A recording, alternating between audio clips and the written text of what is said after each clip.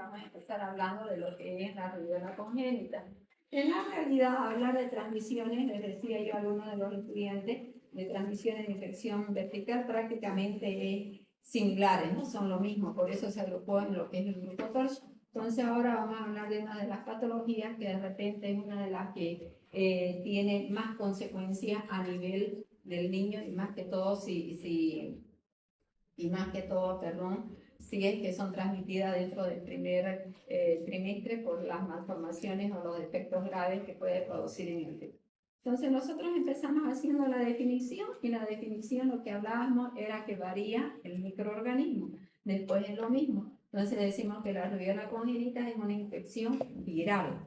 Las anteriores que hemos visto, la toxi y el Chagas, eran una infección parasitaria, ¿no es cierto? Fetal, producida por el virus de la rubiola durante la gestación, especialmente en el primer trimestre del embarazo, que ahí las consecuencias son bastante graves, ¿no es cierto? Es un síndrome multisistémico conocido como el síndrome de rubiola congénita, ¿ya? Esta enfermedad es una enfermedad que realmente es prevenible. ¿Qué queremos decir prevenible? Es prevenible porque nosotros, a través de las múltiples campañas que se han hecho, todas las mujeres ya deberíamos estar inmunizadas con la rubiola. ¿A través de qué? ¿De qué vacuna? SRP, ¿no es cierto? Que nosotros tenemos ya dentro de lo que es nuestro programa ampliado de inmunización la vacuna SRP, ¿qué cubre? Sarampión, rubiola y parotiditis, ¿no es cierto? Entonces, esa vacuna generalmente se la pone hasta el año de edad, ¿no es cierto? Entonces, suponemos que a partir del año y se pone un refuerzo. Entonces, todos estamos inmunizadas. Eso previene la enfermedad. Eso la madre le va a transmitir los anticuerpos que tiene y el producto o el niño pues no se va a enfermar. Sí, hacemos una pequeña historia. Fíjense ustedes que en el año 1740 fue cuando se vieron esas lesiones exantemáticas, ¿no es cierto? Todas esas lesiones que tenían a nivel de piel. Y aquí imagínense ustedes, en 1941 Gregg ya describe alguna sintomatología en los recién nacidos y describe prácticamente lo que es el síndrome de rubiola congénita, que es transmitida a través de que la madre está infectada. Y de ahí viene el síndrome de Gregg, que es la tríada de Gregg que hablábamos antes cuando hablábamos de generalidades. Antes de la vacuna, hubo epidemia, pandemia a nivel mundial, ¿no es cierto? Entonces, eso quería decir que todavía no existía la vacuna. Luego se descubrió, ya vieron y hicieron estudios y se lanzó la vacuna. Y obviamente, en 1971 ya sale la vacuna, la SRP. Primero era la SR, no había la parotiditis, que es una vacuna a virus vivos atenuados. Esta característica de virus vivos atenuados significa que no se puede colocar a la madre durante la gestación. Una de las preguntas clásicas es: ¿se puede vacunar la madre durante la gestación? No, no se puede. ¿Por qué? Porque es a virus vivos atenuados y puede ser que pueda traspasar al niño esos anticuerpos que ha generado y después tenga, ¿no es cierto?, la enfermedad. Entonces, del 1971 a esta fecha, ha habido una disminución de la mortalidad y más que todo de la incidencia y prevalencia de la rubiola. En lo que es a nivel nacional, a nivel Bolivia, pues se hicieron las campañas, las grandes campañas en todos los lugares y se salía incluso a vacunar en el puerta a puerta y además el carnet de infantil del niño donde se hace el control de vacuna sigue siendo obligatorio para que entre al colegio, ¿no es cierto? Entonces se hizo la vacunación masiva y desaparece, o disminuye, no vamos a decir desaparece.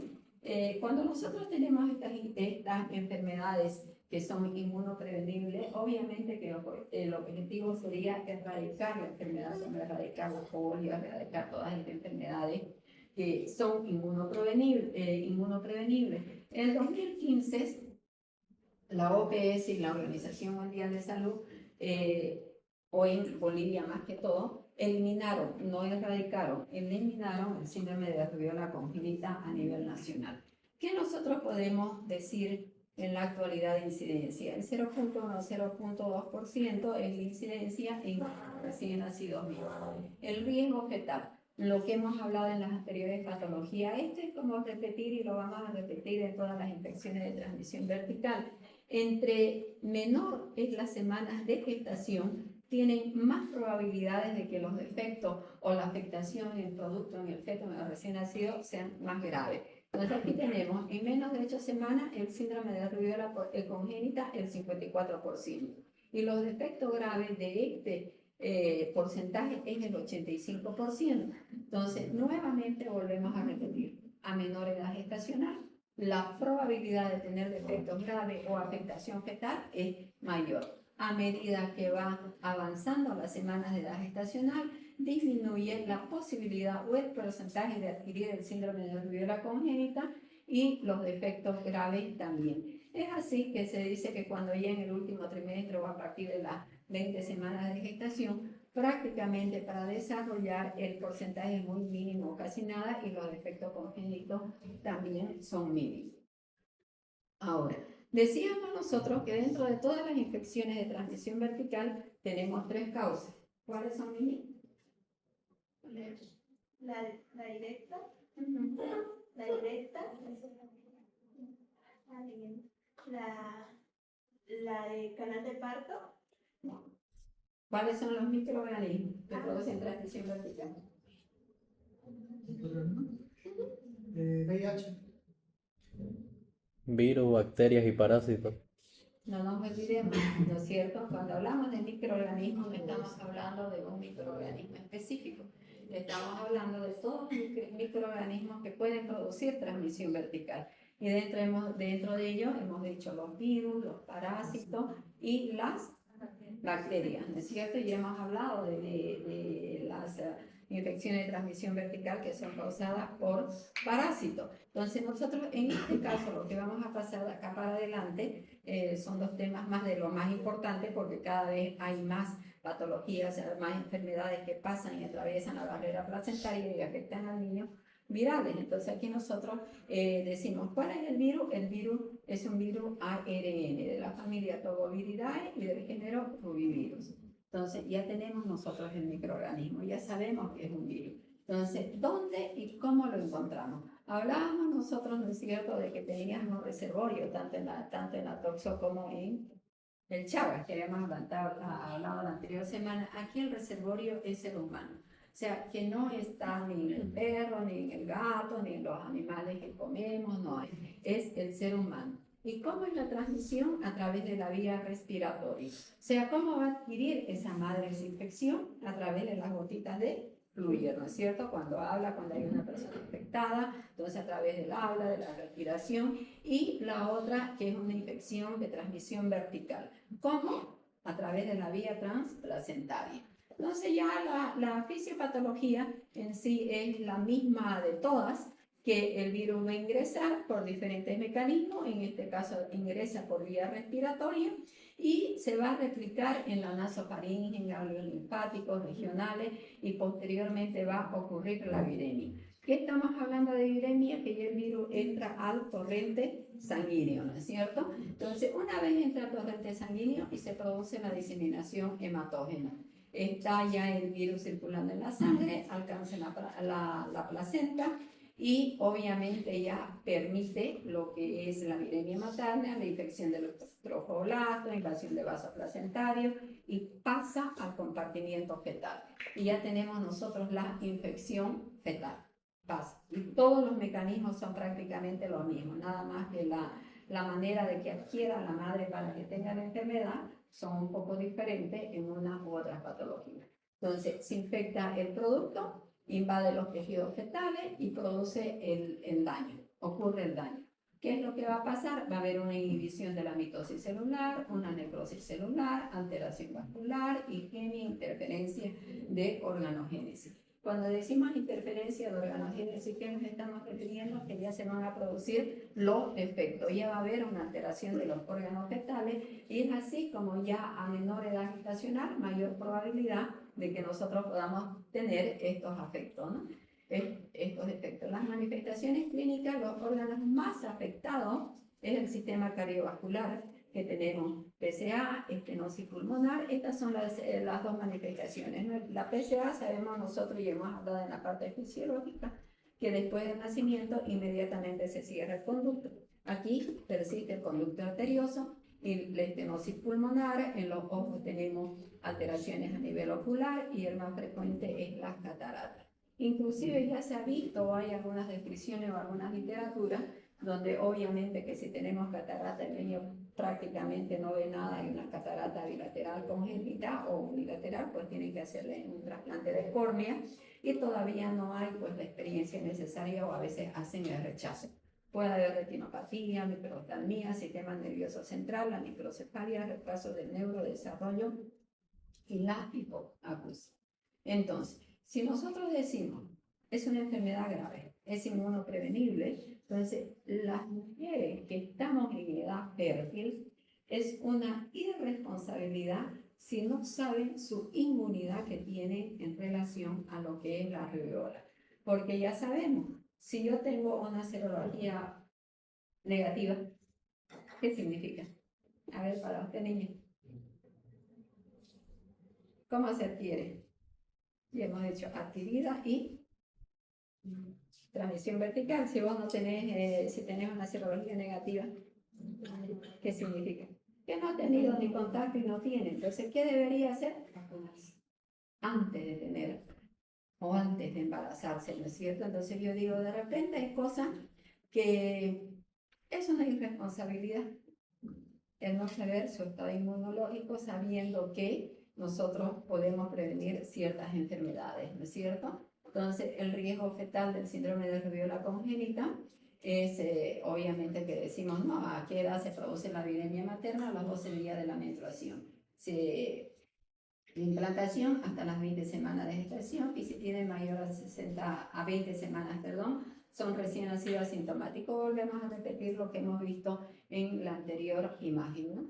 Entonces, hablábamos nosotros de la triada clásica de Gray, que son las cataratas, la sordera neurosensorial, la cardiopatía congénita y en la actualidad, o en algunas ya hemos hablado también, que dependiendo de la literatura, a unos no hablan solamente de triada, sino de tetrada y le incluyen la microcefalia, ¿no ve?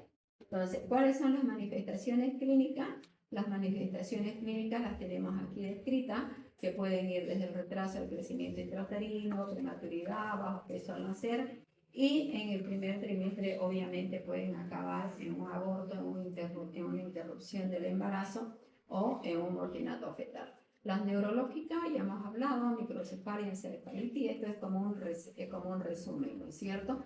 Y lo que hablamos de la triada que está en rojito y subrayado, sordera, cataratas y cardiopatía congénita. Y así tenemos cada uno de los órganos afectados, la sintomatología que podemos tener, que si nosotros vemos son sintomatología inespecífica que pueden tener cualquiera de las infecciones de transmisión vertical, obviamente algunas más que otras, ¿no es cierto? Entonces, dentro de ello, una vez que nosotros ya sabemos o qué es, sabemos la definición, sabemos el agente biológico, sabemos cuáles son las manifestaciones clínicas y sospechamos y hacemos, planteamos nuestra hipótesis diagnóstica. Entonces, ¿cómo sospechamos?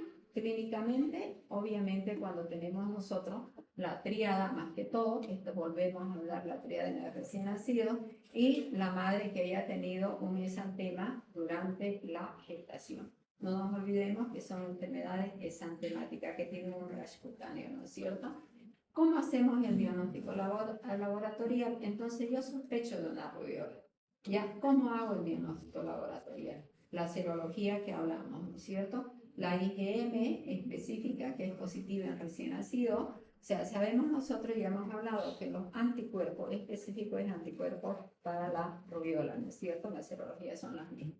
Si es positiva, es que el niño lo está generando, entonces el niño tiene una infección aguda. Entonces, sugiere una infección congénita, tener una IgM específica para rubiola positiva en el recién nacido. Si la IgG es persistente y persiste de 6 a 12 meses, sugiere también una infección congénita porque la IgG permanece durante mucho tiempo, algunos hablan hasta un año y otros un poquito más.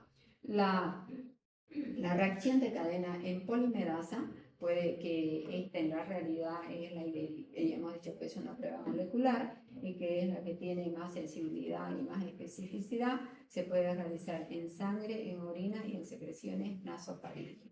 Y este cuadrito es prácticamente similar a lo que nosotros veíamos de toxoplasmosis, ¿no es cierto? Aquí tengo yo la serología, tengo los resultados que podrían darme, cómo lo voy a interpretar a la madre, cómo lo voy a interpretar al médico y alguna observación que tiene, ¿no? Por ejemplo, lo que le preguntaba a la niña, si la IgG es negativa y la IgM negativa, no hubo exposición, no hubo contacto, ¿no es cierto?, al virus. Entonces, ¿qué quiere decir? Que ella es susceptible a tener rubiola, que si ella está en contacto con una persona que tenga rubiola, pues ella lo puede adquirir, es una rubiola adquirida, no congénita, es adquirida, pero una vez adquirida en la mujer, cuando ya geste, o perdón, si es que es durante el embarazo, lo puede traspasar los virus a través de la circulación, ¿no es cierto?, y tener un síndrome de rubiola congénita. Entonces, aquí no hay riesgo de infección, ¿ya? Pero sí la madre es susceptible, entonces tendríamos que darle los cuidados y las recomendaciones para que en caso de que exista, y últimamente ha habido, ¿no? Ha habido rubiola y ha habido sarampión.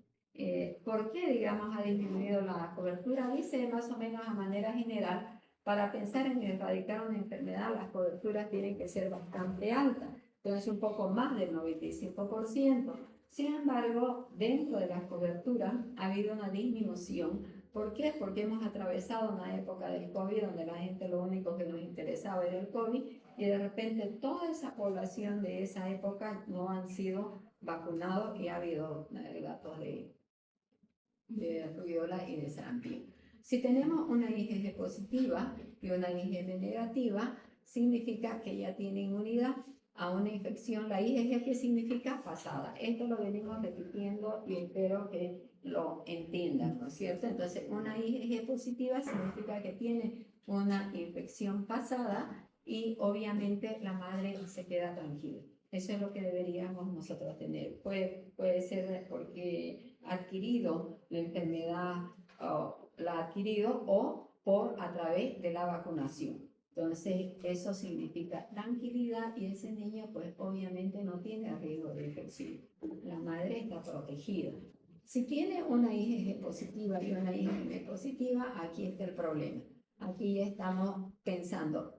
Si tiene la IgG positiva, decimos que es crónica. Y si tiene la IgM positiva, aguda, que es aguda, ¿no es cierto? Pero ya hemos dicho que la IgG positiva puede permanecer durante un año. Entonces, ahí es nuestro conflicto. Ahí el niño tiene la posibilidad de ser un paciente con riesgo. Ahí entonces tenemos que hacer lo que hablábamos, la prueba de avidez o la seroconversión o buscar la reacción de cadena en polimerasa, ¿no es cierto?, para certificar. Pero si tiene una IgG negativa y una IgM positiva, ya es una infección aguda, ¿no es cierto? Entonces ya tiene la probabilidad de que este producto dentro de la gestación obviamente ya se pueda infectar, ¿cierto? Entonces el diagnóstico prenatal, lo que hemos hablado, seroconversión, ya sabemos qué significa la seroconversión.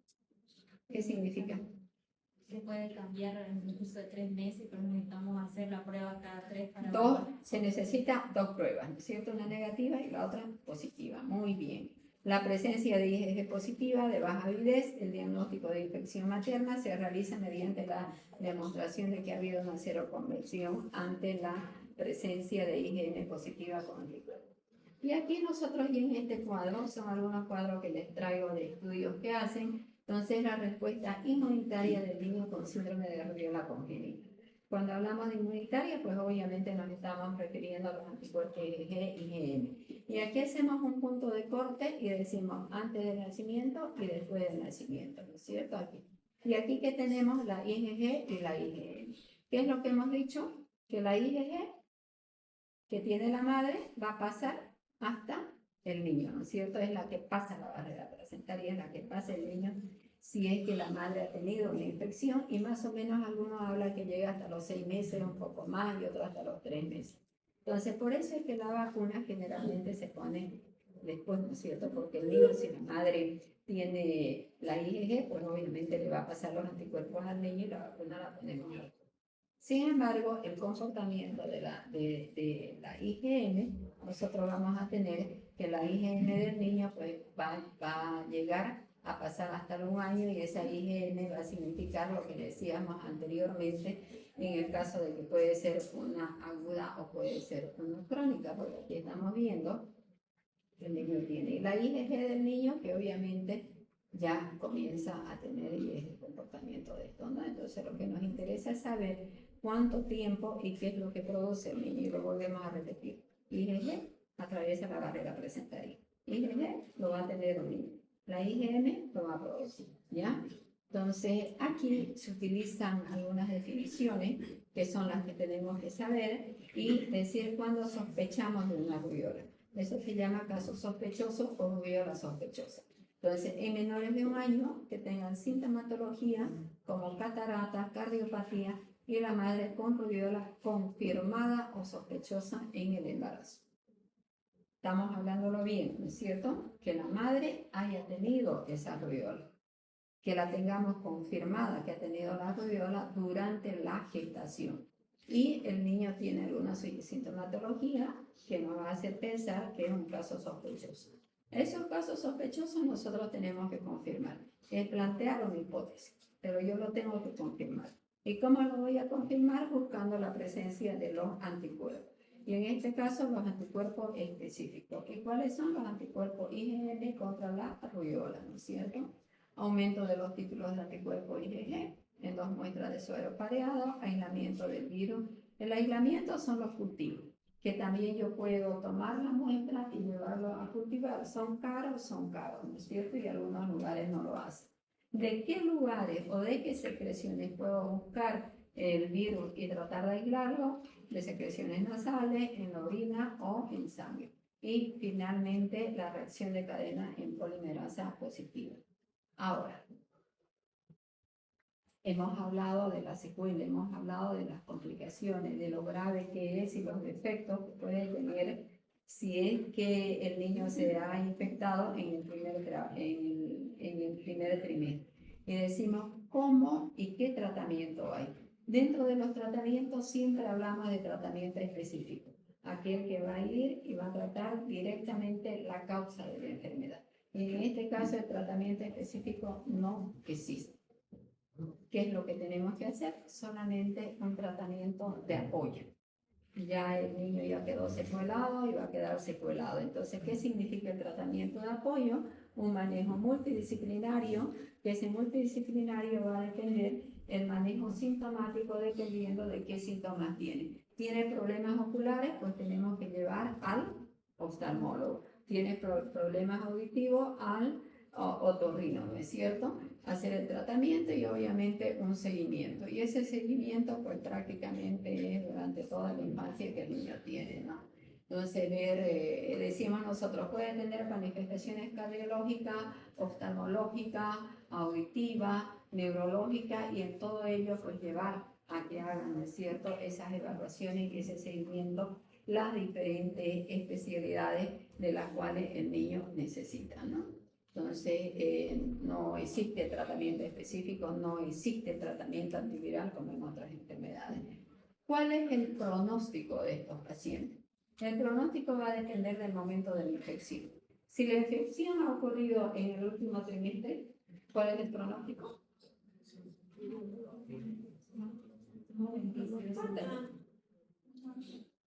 Aquí decimos, va a depender del momento de la infección y nosotros ya hemos visto.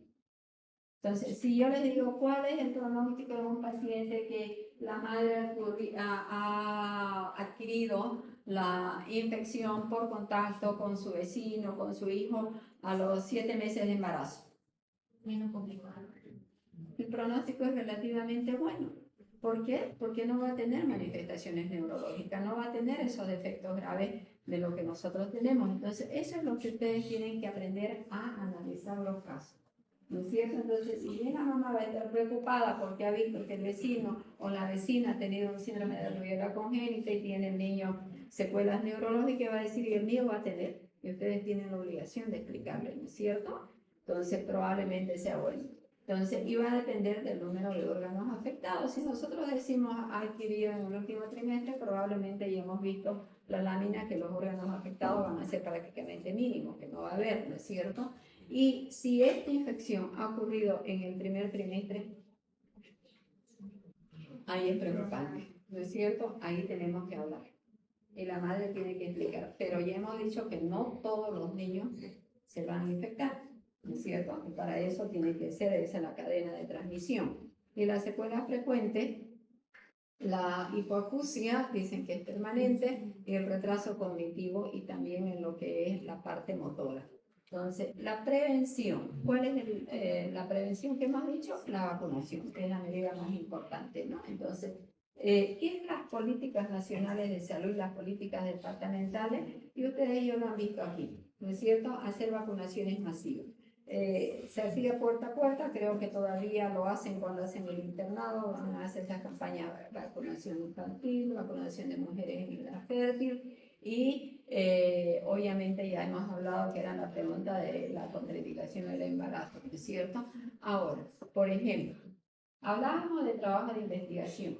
Podrían hacer lo que quieran, un trabajo de investigación, lo que quieran reunirse y estamos hablando de cómo nosotros queremos saber si nuestras estudiantes de acá tienen, ya vamos a decir, tienen anticuerpos antirrubiola, ¿no? Para ver, pero eso va a costar un poquito caro porque tendríamos que tener los reactivos necesarios y sería bastante importante para saber si están cubiertas o no están cubiertas y el riesgo que tienen.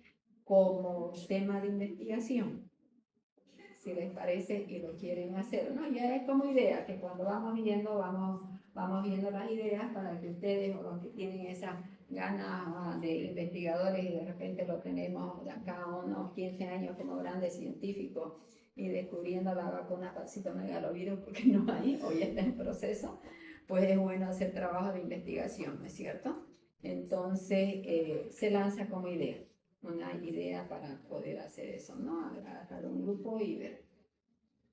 La primera dosis hemos dicho que es a partir del año y la segunda dosis a los 18 meses y es la vía subcutánea. Entonces, ¿cuál es la recomendación? Control serológico, rubiola en edad fértil. Mira lo que estaba diciendo, ¿no? Hagamos control serológico en la población femenina del 5º año de la carrera de medicina para ver y saber, digo, ¿no? Es muy poco la población, ¿no? Tendríamos que ver la población de todos los estudiantes de la Facultad de Ciencias de Salud y saber qué sistema tiene, ¿no? Estudio de serología de recién nacido, y esta es la prueba serológica que se llama, la inhibición de la hemogloutinación y la ELISA, ¿no? Las que se hacen. Entonces, con esto, ¿qué queremos hacer? Conciencia. ¿Qué queremos? ¿Qué tenemos que saber? Como les he dicho, ¿no? Todas las infecciones de transmisión vertical van por el mismo camino. La manera, ¿qué es lo que varía la una de la otra? El microorganismo. ¿Qué es lo que varía? Algunos signos o síntomas que nos dan más para pensar en alguna cosa que otra cosa, ¿no es cierto? Entonces, el mecanismo de transmisión similar, lo que varía es de cómo se contagia la madre, que ahí hay la diferencia, cómo se contagia la toxina.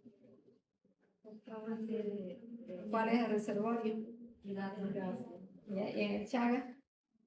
¿No es cierto? O sea, son diferentes mecanismos de adquirir la enfermedad. Y ahora vamos a hablar del citomegalovirus, que en sí, digamos, que es otra infección de transmisión vertical. Y esta infección de transmisión vertical en sí, digamos, es la más frecuente a nivel mundial y más que todo a nivel de los países que tienen grandes recursos económicos, ¿cierto? Entonces, hablamos nosotros del citomegalovirus congénito como una infección congénita también causada por transmisión placentaria. Estamos hablando de la congénita. Es la más frecuente, como hemos dicho, a nivel mundial y es la causa más frecuente de infección congénita viral en el ser humano. Eso es lo que describe la literatura y es una de las causas que también produce retraso mental e hipoacusia.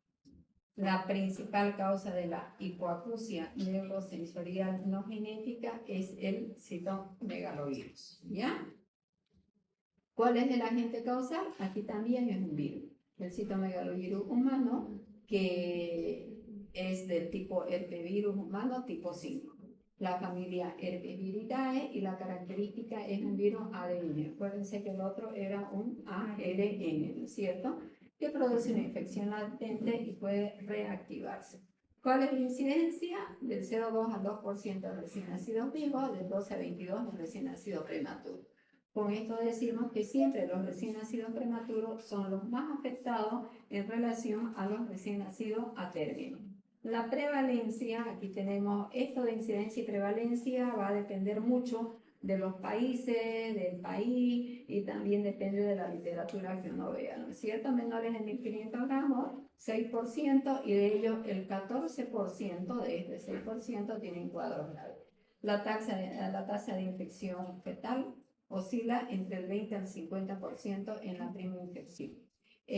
También es bueno resaltar que el citomegalovirus no solamente es en la primera infección que transmite, también puede transmitir en menor proporción, en menor porcentaje en caso de que haya recurrencia, en caso de que haya una reactivación, una reinfección durante el embarazo. Entonces, no solamente lo volvemos a repetir, no es una primera infección, sino también puede tener una infección que se reactive o una reinfección para poder transmitirse. Entonces, aquí nosotros tenemos el riesgo de transmisión fetal y de transmisión vertical. Aquí tenemos los tipos de infección materna y el riesgo de infección fetal. Y decimos, cuando hay una reactivación y reinfección del citomegalovirus en la madre, ¿se puede infectar el producto? Sí, se puede. Pero la proporcionalidad es menor, es un 0,5%. Si la madre sufre una primoinfección, que es la primera vez que ingresa el microorganismo a la madre, entonces va a depender de la edad gestacional. A menor edad gestacional vamos a tener aquí el riesgo de infección fetal del 25 al 35%, de 12 a 24, de 35 a 45 y mayor de 24, de 45 a 75%.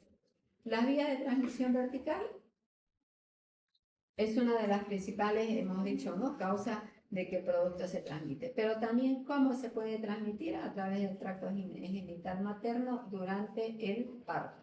Entonces, 5 al 10% de madres seropositivos excretan el citomegalovirus en el tracto genital. Entonces, ¿eso qué quiere decir? Que también se puede transmitir en el momento del contacto en orina. Entonces, inclusive dicen, ¿no?, que tienen que tener mucho cuidado en los países o las mujeres más que todo, que tenemos el riesgo cuando entramos a baños, cuando entramos a baños públicos, cuando asistimos a las guarderías, porque el virus permanece durante 1 o 2 años, tendríamos que tener mucho cuidado en lo que es las medidas de la bioseguridad, el lavado de manos y todo eso, ¿no? También pasa a través de la leche materna el citomegalovirus y vendría a ser, que lo hemos hablado en anteriores oportunidades, que vendría a ser una contraindicación para dar la lactancia materna, ¿no es cierto? Y hemos visto los riesgos y los beneficios. Transfusión sanguínea y fluidos biológicos de personas infectadas. Orina, saliva, semen, secreciones cervicales. Entonces, aquí tenemos ya las diferentes maneras de contagiarse que también de que la madre pueda adquirir esa infección, ¿no es cierto? Entonces, eso es lo que nosotros tenemos que tomar en cuenta para que después hagamos la recomendación. Ahora, la fisiopatología es lo mismo. La infección materna, cómo ingresa el virus, ya hemos dicho por dónde ingresa, ¿no es cierto? A través de las secreciones respiratorias, todas las secreciones respiratorias, saliva, orina, contacto sexual, y luego ya va a producir lo que es la viremia materna. Fíjense ya la diferencia con la rubiola, ¿no es cierto? Que la rubiola solamente era la gotita de fluir y a través del contacto, ¿no es cierto? Produce la infección placentaria, igual, infecta el trofoblasto, el endotelio, y la placenta se convierte en un reservorio. Ahí está ya el virus. Se produce la transmisión fetal, atraviesa la barrera y posteriormente ya va a ir a afectar a los diferentes órganos del producto del feto. El sistema nervioso central, hígado, médula y oído interno. ¿Por qué decimos el sistema nervioso central es tan afectado en el citomegalovirus? Porque tiene afinidad, tiene neurotropismo. Entonces va a afectar las células marginales, va a haber vibración neuronal y desarrollo cortical. ¿Cuáles van a ser las consecuencias a esta afectación? ¿Cuáles va a ser el resultado de que el sistema nervioso central esté afectado?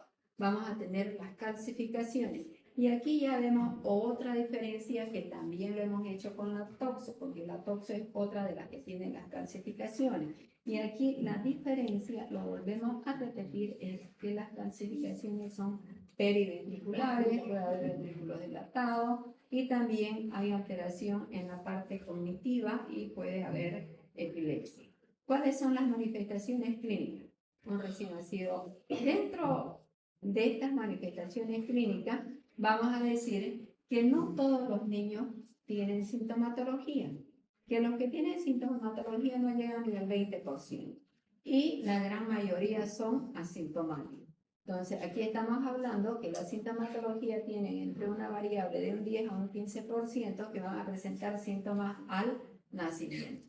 Vamos a tener manifestaciones sistémicas, al igual que las otras, prematuridad, retraso del crecimiento, petequia, púrpura, ictericia, hepatomegalia.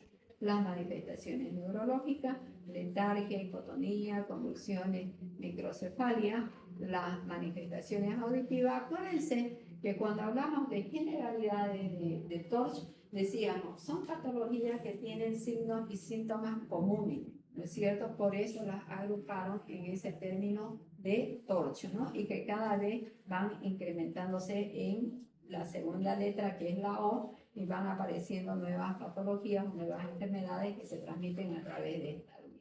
Ahora, cuando nosotros pedimos un estudio de imagen, vamos a encontrar calcificaciones del ventrículo megálico.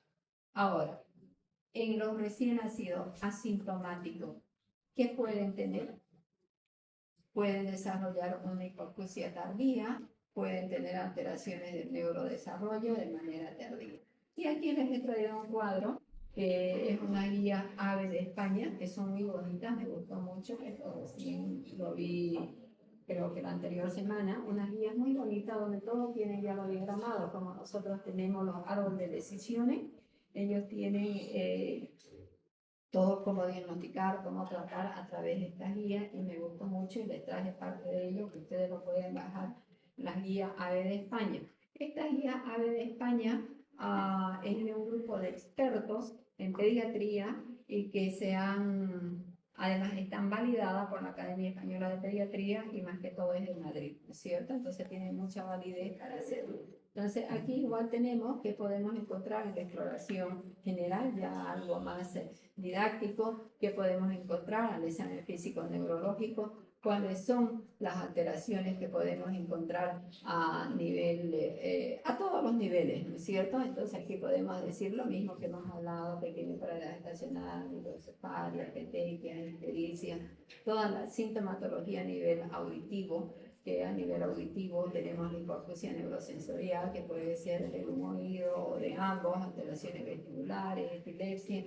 Entonces, en lo que es neuroimagen y los hallazgos analíticos. Cuando hablamos de hallazgos analíticos, pues tenemos que siempre, les he dicho yo, pidamos y sepamos qué es lo que vamos a buscar y qué es lo que debemos esperar, ¿no es cierto? No es pedir un hemograma y no sé qué tiene. Entonces podemos encontrar anemia, podemos encontrar trombopenia o trombocitopenia en la primera semana de vida, leucopenia, neutropenia, pueden haber en las pruebas hepáticas alteradas, puede haber aumento de la ictericia conjugada, pero no la no patológica, entonces, y podemos tener diferentes alteraciones a nivel de los sistemas. Entonces, ¿cómo hacemos el diagnóstico materno? A través de la serología, igual que todas. ¿Qué es lo que pesquisamos independientemente de qué prueba hagamos? Ya sea MIJA, de ISA, entonces tenemos que buscar los anticuerpos IgG, IgM, y luego hacer el test de avidez de IgG. La alta avidez descarta una infección y la baja avidez sugiere infección reciente que ya también le hemos hablado. ¿Cómo hacemos el diagnóstico fetal? Prenatal, o sea, fetal, ¿no es cierto? A través de ecografía, ¿qué es lo que vamos a buscar nosotros? A través de la ecografía, calcificaciones periventriculares, ventriculomegalia, microcefalia. Y en algunos casos que sí justifique, podríamos hacer la PCR, es la reacción de cadena de polimerasa en líquido amniótico a través de una amniocentesis.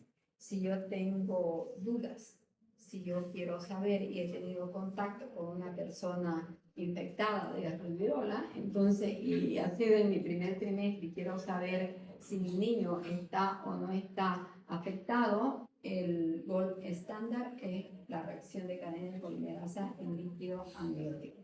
Ahora, la regla estricta es que se debe realizar después de la semana 21 de gestación y al menos 6 8 semanas después de la presunta infección materna para evitar los falsos negativos. Porque es muy difícil que uno le diga que está con rubiola. O muy difícil que uno le diga que está con tóxico, ¿no es cierto? Para que después ellos tengan que tomar algún. Este de acá es un algoritmo que también para hacer un diagnóstico, la Academia Española, donde nosotros tenemos ya una IgM positiva al citomegalovirus y le pedimos y evaluamos la IgG. Si la IgG es negativa, hacemos que repetimos a las 3 semanas. Si a las 3 semanas tenemos una IgG positiva, es una prima infección materna, hacemos PCR en líquido amniótico. Si es positiva, tenemos estas 3 opciones. Si es negativa, es el feto que no está infectado, ¿no? Es una manera que ellos tienen para hacer el seguimiento durante todo su embarazo. Y si aquí tenemos una IgG negativa y a las 3 semanas es una IgG sigue negativa, consideramos que ha sido esta IgM un falso positivo. ¿Ya? Solamente para que sigamos. Y si aquí tenemos la IgG positiva, tenemos esta madre, sacamos una IgG positiva, significa que ha sido una infección pasada o reactivada. ¿Cómo hacemos el diagnóstico neonatal? Pues tratar de identificar el microorganismo en los diferentes lugares de contagio, como es orina, como es saliva, hacer la reacción de cadena en polimerasa y hemos dicho en qué momento lo vamos a hacer. Si la reacción de cadena en polimerasa, esta reacción de cadena en polimerasa, por ahí a veces cuando hablamos cruzamos las palabras, ¿ya? Y por ahí dije proteína C reactiva. Entonces estamos hablando de reacción de cadena en polimerasa en saliva positiva, debe confirmarse inmediatamente con reacción de cadena en polimerasa en orina para descartar contaminación por lactancia materna. Diagnóstico microbiológico, entonces resumiendo, aislamiento del virus. Serología, buscar los anticuerpos anticitomegalovírus, los IgG o los IgM. Solicitar laboratorio, y hemos dicho para qué, que es lo que podemos pedir, y ya lo vimos en la imagen de lo que es las guías AVE, en las neuroimágenes y la resonancia magnética. Eso prácticamente que es lo que queremos buscar en la ecografía. En fin, no es, comprobar si existen las calcificaciones y si son periventriculares, que son las características de esto, ¿no? Evaluación auditiva que debe realizarse en todo niño que piense que tiene citomegalovirus congénito, pueden realizar los potenciales evocados auditivos y los seguimientos ya audiológicos, ¿no es cierto? ¿Cuál es el manejo? En gestantes con infección primaria confirmada, valciclovir. Evidencias recientes, importantes ensayos a 8 gramos por día en madres con infección primaria en el primero inicio del segundo trimestre. O sea que estamos diciendo que aquí sí se puede usar un antiviral en las madres y que ya hay evidencias que sí ha disminuido la transmisión vertical y mejora los resultados al producto, al feto, ¿no? Entonces, ¿cuándo tratar? Cuando hay sintomatología, cuando hay inmunolitis, cuando hay hepatitis, en los pacientes inmunodeprimidos, entonces en eso nosotros debemos pensar, ¿lo trato o no lo trato? Entonces, no es recomendable asintomático a pesar de la carga viral elevada que tienen en estos pacientes inmunodeprimidos. Ahora, en el momento que decimos tratar, ¿cómo tratar? Ver los antivirales que tenemos, el ganciclovir y el valganciclovir, ¿no es cierto? Entonces aquí tenemos las dosis, que ya les he dicho lo que manejamos, las dosis es el Neopax.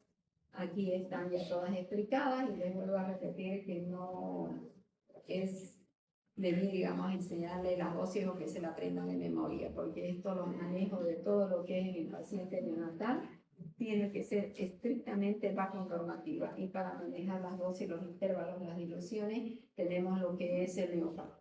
Entonces, saber qué es el ganciclovir, otros tratamientos, tenemos el ganciclovir, aquí tenemos las dosis, los efectos secundarios y los seguimientos que tenemos que hacer de manera semanal, el hemograma, valorar las pruebas hepáticas, cuáles son los efectos adversos, ya hemos hablado, la anemia, la trombocitopenia, la neutropenia, hepáticos, lo cual requiere que nosotros hagamos un seguimiento, ¿no es cierto? Un monitoreo de ellos, seguimiento auditivo, un seguimiento oftalmológico,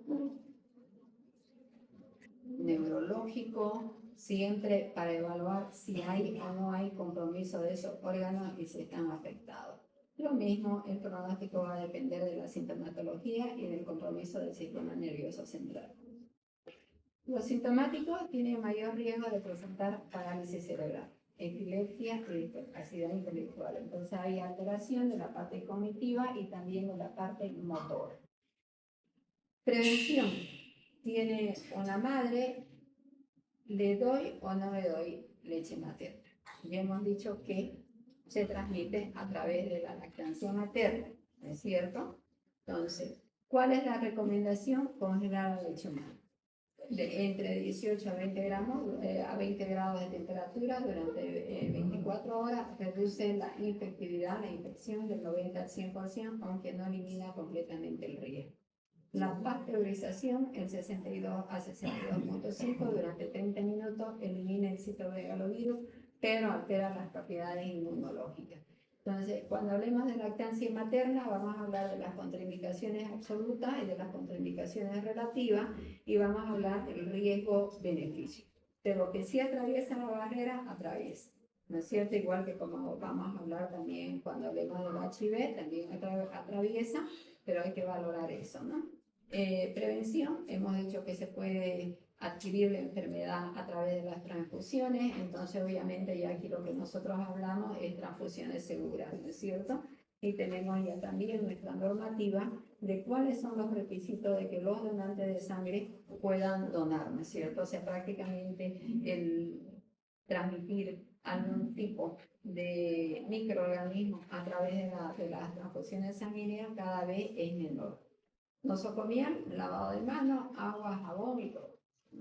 Ahí aquí ya tenemos ya un resumencito de la rubiola congénita y el citomegalovirus congénito para que nosotros ya veamos que lo que hemos dicho varía en el tipo viral, varía en lo que es la familia, varía, esta es la que tiene prevención, aquí no hay inmunidad, no hay vacuna, lo único que tenemos que tener son los cuidados de norma bioseguridad y las lesiones que tiene, que es generalmente la hipoacusia en ambos. Las cataratas, más que todo en la rubiola, pero también puede tener en el citomegalovirus. La cardiopatía en la rubiola, pero también puede tener menos frecuente, ¿no es cierto? Las calcificaciones del sistema nervioso central, citomegalovirus. Entonces, con esto prácticamente, chicos, hemos terminado ya los dos temas y la próxima vamos a continuar con dos infecciones de transmisión vertical y después la bacteriana, que es la siguiente. Prácticamente, como les he dicho, es